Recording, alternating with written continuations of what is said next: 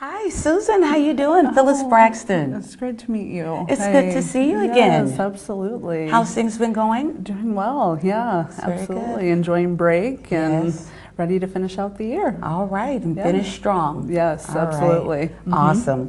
So, as you know, the purpose of our meeting today is so that we can go over your individual profile that I Great. sent to you. Did you get an opportunity to just look over it a little? I did, yeah. Great. Yeah, and I'm very curious and interested to hear all Yeah, about it. I'm excited to talk with you about it today. Yeah, thank you. And so I just want to remind you that what we talk about today is confidential. Okay. Your individual results are also confidential. That means they will not be in an HR file. They won't be shared with your superintendent or anyone in HR. It really is for your individual growth and development. Great, thank you for that. Excellent. Appreciate it.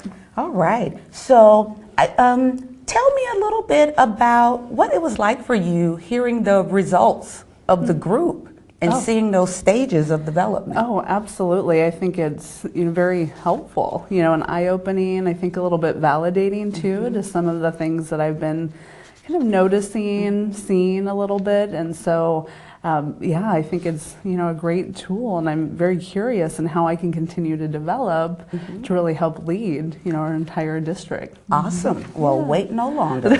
Let's you. jump in there. Great. So it's good you familiarize yourself with the framework. And so did you have any questions about any of the stages of development? Not necessarily. Okay. Just kind of curious and how I can continue my own growth. All right. Yeah. So what we have here, Susan, is you get 2 scores. Okay. The first score here is your perceived orientation. Another way of thinking about your perceived orientation is it's like an aspiration.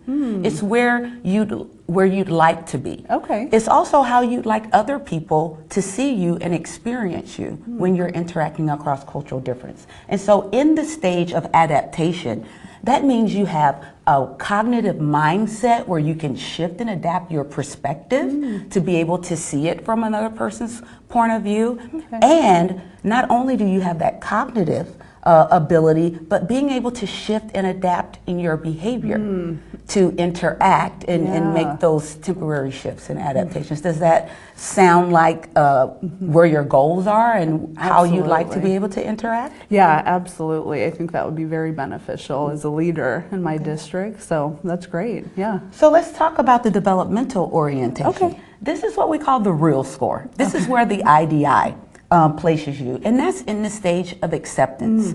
The major difference between the stage of acceptance and adaptation is while you might have the cognitive flexibility to see things from another point of view, not be judgmental of those differences, but just see them as difference, you may not always know how you might need to make that shift in your actual behavior to accomplish your goals. Does that sound like it fits with your experience? Yeah, I think, there are certain situations where I can recognize there is a need, it's just not quite working, and then I just keep thinking about it, and I'm not quite sure, what do I do? Yeah. All right, so let's talk about what might be some of the things that's getting in the way of that. And so that leads us to,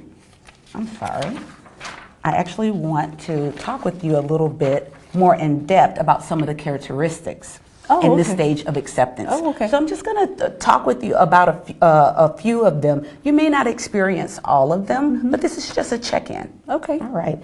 So folks in the stage of acceptance often is really curious and interested in learning about other cultures.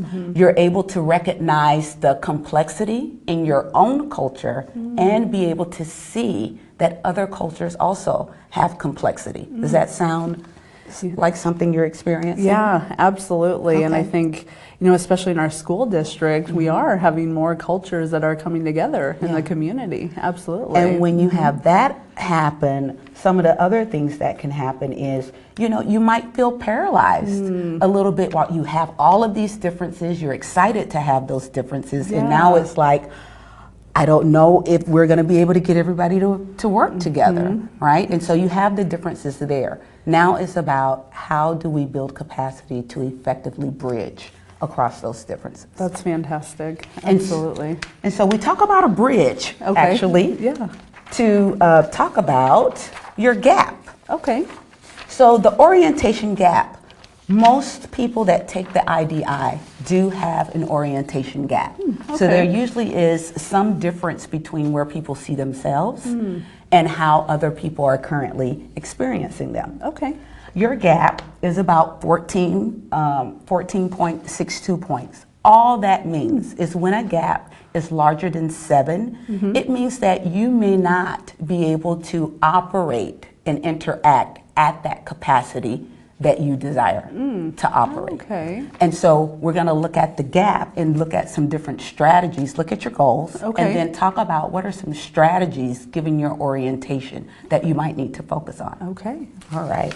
So tell me a little bit about, do you currently have any goals specific to diversity, equity, and inclusion? I know you got a lot going on in your district. Yes, absolutely. Well, I am actually the leader of our diversity committee for the district, which is really important. And you know, a couple things that I'm noticing with our faculty and educators, they're not necessarily able to flex their teaching style as well to meet, you know, all of the cultural diversity that I'm noticing we have with our students. And so I recognize that our students learn in different ways, and so I know that our educators sometimes can struggle with that. And also, you know, kind of where that comes together, even bringing our families in for our parent-teacher conferences, you know, that can really come up, and folks will get frustrated with each other, that, you know, parents and families and students don't feel understood.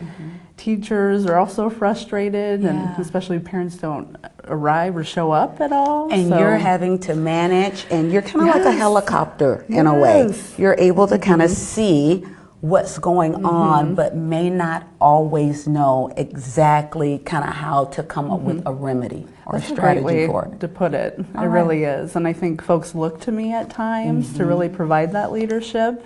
And so I would love to be more readily able to really discuss and talk through those. Absolutely. Okay. So when you think about your current orientation and given the people that you lead and serve, what do you think might be some challenges there? Well, I think first and foremost, kind of when I was saying with the educators and our teachers' perspective, they're likely, you know, really trying to do the best that they can and have their instructional strategies that have worked well for them or they feel comfortable.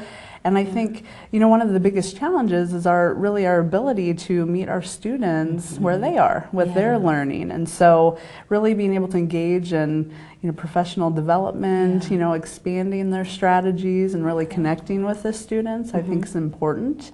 Especially, you know, over the last 10 years, our district has went from a more predominantly white, you know, community to 50% students of color. You know, and so we're seeing a shift. A huge shift, right? And so if we could think about it maybe from the experiences of your staff, because you've traveled a bit, you've had some experiences outside of the country that you've learned from and gained that capacity. And, you know, many of your staff members may not have had some of those kinds of experiences. So some goals around building the capacity of your teachers, of your staff to be able to meet families where they are. Does that sound like a goal you might want to work on? Oh, absolutely. And I'm glad you brought that up, you know, just spending that time in Thailand, you know, after college in the Peace Corps, that was, you know, a pretty influential experience for me. And so I appreciate you bringing up that connection that other educators maybe or likely haven't had, you know, that experience. So absolutely, So with the IDP that I sent you, we're going to go through that. And we'll be able to come up with 2 goals that you specifically want to work on for the rest of the school year. And we'll keep your journey going from there. Oh, that'd be very helpful. Thank you so much. All right, you're very welcome. Great. Good.